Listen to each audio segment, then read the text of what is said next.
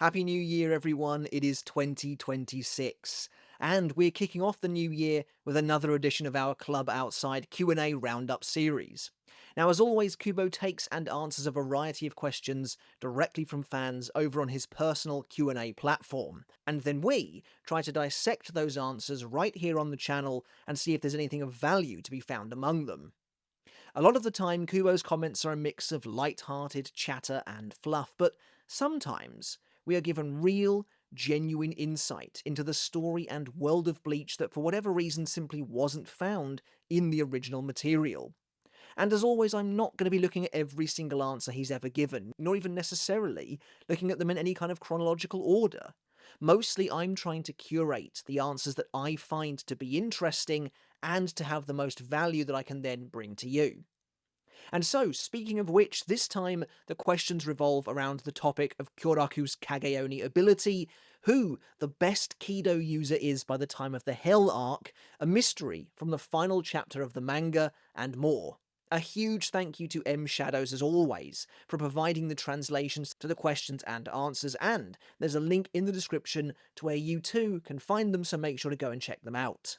Right, on with the latest roundup. I think this may end up being a slightly shorter one, all things considered, as these topics are a little more cut and dry across the board than usual, but regardless, we'll begin with the topic of Kyoraku Shikai. Before we get started on today's video, guys, consider hitting subscribe down below, as it really does help the channel out in a big way. And if you want to take the support for the channel another step further, consider checking out my Patreon as well, where you can get every single one of my videos absolutely free of YouTube ads and get your name in the credits of all of my videos as well, as one of the patron supporters who really does help to make this possible. But regardless, even if you're here just watching the video, that is a massive help. And so again, as we move into 2026, I just want to say once more, thank you all so very much.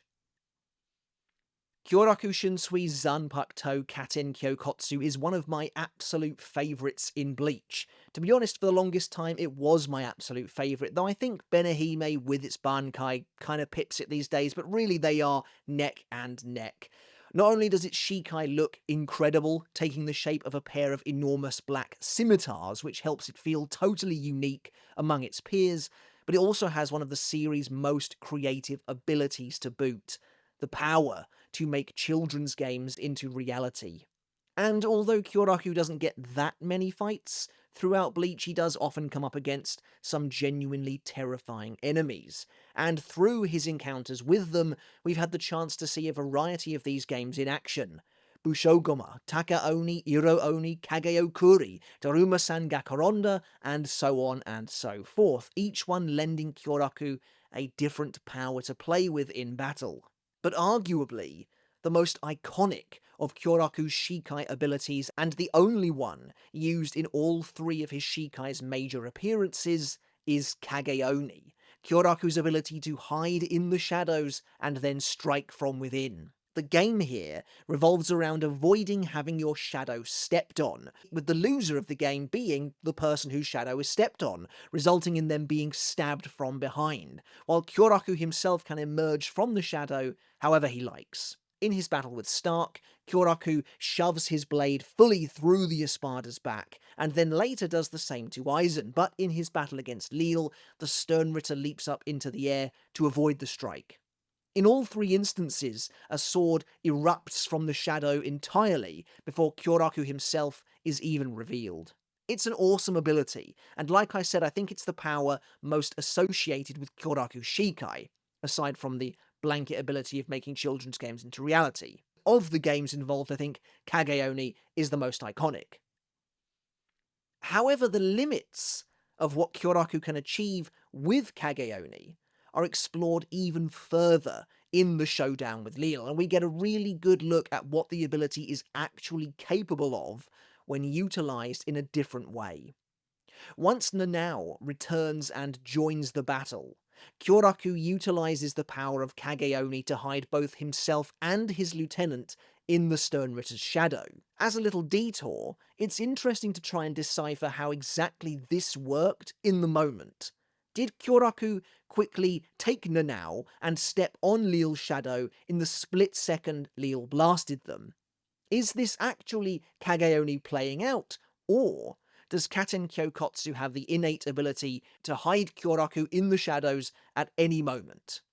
Well, the reason I bring that up is because that's going to be a big focus of this discussion towards the end. But it's clear that Kyoraku has the power to simply hide in a shadow once he's stepped on it, as we see when used against Stark. Stark is floating in the air initially, taking on Love and Rose, and he's only stabbed once he lands on the ground and comes back into physical contact with his own shadow again, because Kyoraku is already lurking within it, lying in wait, and that presumably means Kyoraku stepped on Stark's shadow while the Espada was busy battling the Vizard. But here Kyoraku is backed up against a wall, quite literally, and seemingly teleports into Leel's shadow in the moment the Sternritter blasts him. And so I have to wonder, even though it's quite clearly depicted as being Leel's shadow that Kyoraku is hiding in, which again we'll get into in a moment, in order to escape Leel's blast in that moment, does he just disappear into any other shadow that's around at the time? Either way, we get a really cool look at how Kage Oni works, and we can dive into it a bit deeper. It's clear that when using Kage Oni, Kyoraku exists in an actual pocket dimension created within the shadow, as we can see the outline of Leel's shadow that Kyoraku has entered apparently, almost like a window above them, letting light flood in. Though there's actually again more to it than that, and I'll discuss that as well in a second. I know people have wondered if whether or not this means Kyoraku could have ever run into the Vandenreich when they were hiding in the shadows of the Serete, but that would only work if 1. Kyoraku could hide in the shadows of inanimate objects, say for example if a building was casting a shadow, and to be fair I don't see why he wouldn't be able to, but 2, and more importantly, if he came into contact with the Vandenreich's own pocket dimension that they created, and that seems unlikely to me. It's totally possible that Kyoraku could wander the shadows of the Serete freely using his Shikai ability, but as far as I understand it, the Vandenreich weren't just hiding in the Serete's shadows, but they created their own pocket dimension inside the Serete's shadows. It's a separate dimension within the shadows, essentially. Maybe when in the darkness, Kyoraku could sense that additional dimension, but again, I don't really know. Basically, to cut a long story short, I think if you imagine the shadows of the Serete like a pool of water that Kyoraku, when using Kage Oni, can enter into, the Vandenreich Empire is sequestered away within its own dimension inside said pool of water that Kyoraku cannot see nor interact with. But we're getting off on a serious tangent here already. Basically, Kubo was asked the following question regarding Kage Oni, which reads, "For how long and how many people can Kyoraku's Kage Oni store?" To which Kubo replied pretty simply, "Depends on SHUNSUI'S effort." It's a good question, to be honest, I think, and this most recent usage of Kage Oni does seem to blow the doors wide open regarding how this power can be wielded. Kyoraku keeps himself and Nanao, I don't think we can really count Katen and Kyokotsu, within Kage Oni for their entire conversation regarding the Shinken Hakyoken, and he doesn't seem to be particularly bothered by the effort expended. On top of that, he's already heavily injured, having had enormous bullet holes punched through his shoulder, stomach, side, and foot at this point, and earlier it seemed he was almost on the brink of death and was bleeding out pretty heavily.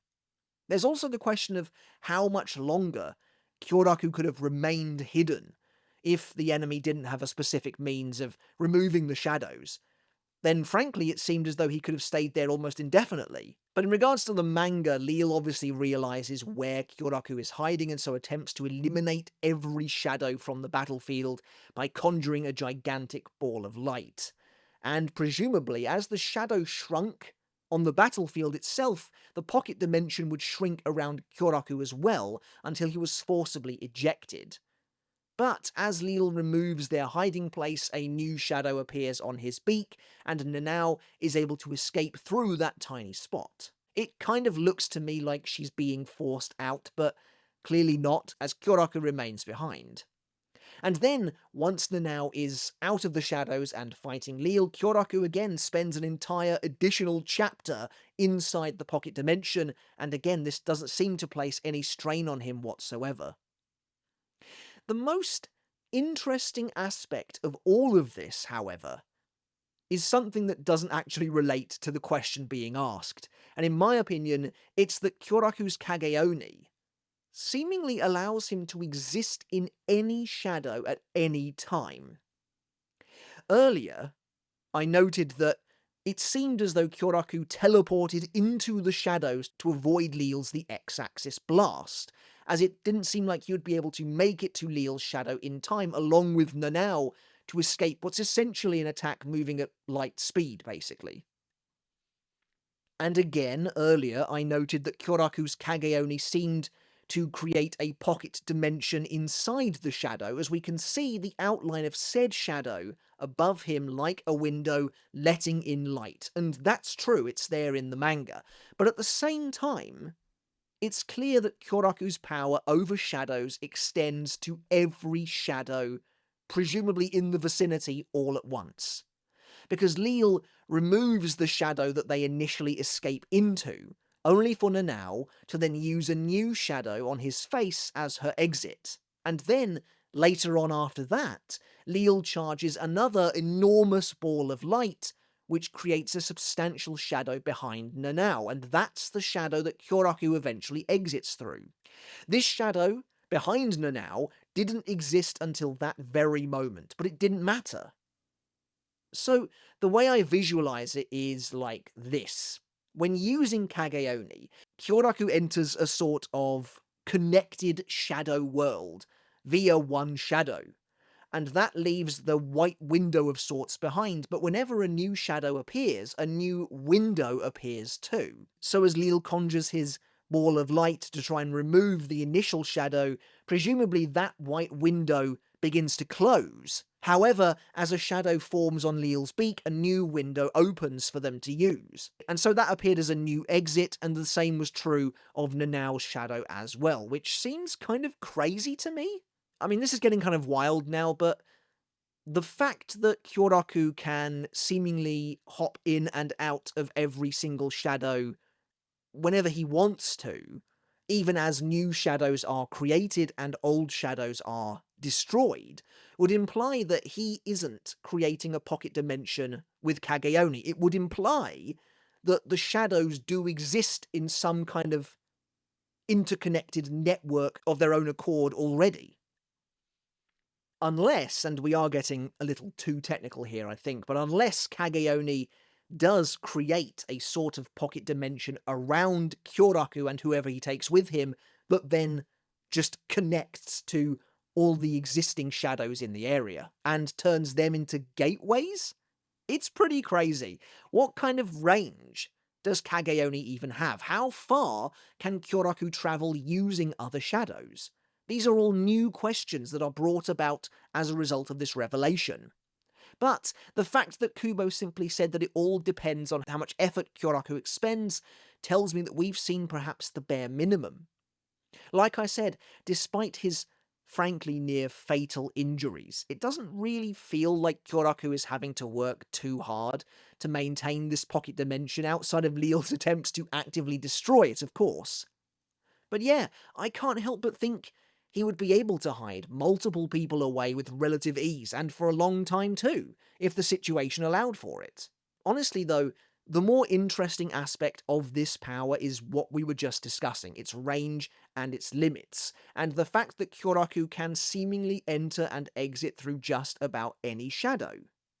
Which also calls into question again, circling back around to what we discussed earlier, how does this work in regards to the actual game that needs to be played for Kage Oni to work? Because ultimately, at the end of the day, that's still the crux of the Shikai's ability. What I mean by that is, in the fake Karakura town, if Kyoraku entered, say, Rose's shadow, he just jumped into Rose's shadow as soon as he saw an opportunity, and then when inside that shadow world, saw Stark's shadow as a doorway from afar and exited via that, does that count as stepping on Stark's shadow? How literal are we talking here? Did Kyoraku jump out of Stark's shadow, step on it, and then jump in it again? If he didn't have to do that, and if he could just wait underneath Stark's shadow doorway for the Espada to land and give him an opening, that seems pretty busted to me, but Well, A, I'm not sure, and B, he is the Captain Commander, so, he's allowed a certain level of craziness. Either way, Kage Oni does remain a very cool ability, and I'd love to see it again in the future, but do make sure to let me know your thoughts on it and how you think it works down in the comments below. Moving on, this next question is interesting in that it actually poses and answers a question that I myself posed on the channel maybe only a couple of months ago. And that was, by the time of the end of the series, who is the most proficient Kidō user among the vice captains? And unsurprisingly, it was between Nanao or Hinamori. I think we were looking at which of the Hell Arc vice captains would deserve a captain promotion next. And so, Kubo was asked the following question: who is better at Kidō, Hinamori or Nanao? To which he replied, depends on what you mean by better, but if you're referring to being able to manipulate high-level Kidō in a precise way, then that would be Nanao by the time of the Hell Arc. So, first of all, let's get this out of the way. Let's address the elephant in the room. Kubo's been explicitly referencing the Hell Arc a lot lately, I have to say. It hasn't gone unnoticed. For him to actually refer to the Hell Arc even by name is very exciting, as it, I guess, reinforces the idea that it actually exists in some way, even though we haven't seen hide nor hair of it since 2021. But it's in Kubo's mind as the most recent point in the Bleach timeline, and that's cool, that's exciting. Anyway, there are a couple of other things to note here as well. Although Kubo states that Nanao is technically better at Kidō, as I speculated in my video discussing that, the way he says it depends on what you mean by better insinuates that there is an avenue by which Hinamori is technically better at Kidō than Nanao too. And again, I noted in that previous video, I think it was the Hell Arc Vice Captain one, that would make sense, that I felt Nanao was overall superior at Kidō, thanks to her proven skill of creating new Kidō from scratch, brand new Kidō, such as the Quincy repelling barrier she made to hold back Hashwolf. Now interestingly, that's not what Kubo refers to here. Instead, he basically says that Nanao is more capable when it comes to slinging these high-level Kidō spells, which is really cool, but I imagine Hinamori would be considered better when it comes to actual Kidō experimentation and the mixing of spells that already exist, as we've seen her do pretty freely in the past, on a level we frankly haven't seen elsewhere. Either way, these two are pretty much, I would say, uncontested when it comes to vice captains wielding Kidō, and as always, I would love to see more from Kidō in the future, from Nanao especially, to be honest, as considering she excelled at Kidō in the academy, to the point where it was all she could do, I want to see what her limits really are. I want to see the limits of a Shinigami who really is just a spellcaster. When Kubo mentions that she's able to use high-level spells, are we talking seeing her throwing around 90s level Kidō or not? I'm assuming yes. Up next, we have another topic about Muken, which is interesting considering we only last discussed the infamous prison in the previous episode of the Klub Outside Roundup, though this time we are focused more on Aizen himself. And before we continue, note that there will be spoilers for the remainder of the 1000-Year Blood War arc anime in this topic, so take caution if you're not caught up with the manga just yet.